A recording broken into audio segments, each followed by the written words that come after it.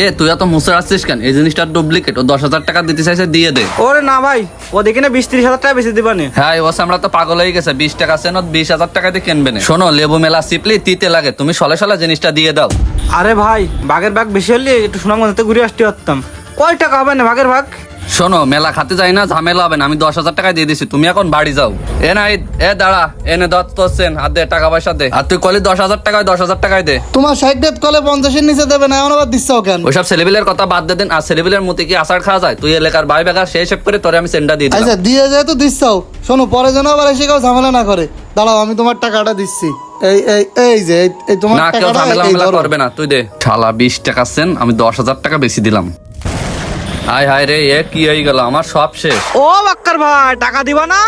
টাকা তো দিচ্ছি, তোর পিটি দেবো। দাঁড়া হারাম দাদা। মারতেছ কেন? আমি কি দোষ করেছি? আমার কথাটা শোনো। তুমি যেই বালি বলেছো সেই বালি কাজ করেছি তো আমি। তুই সেইভাবে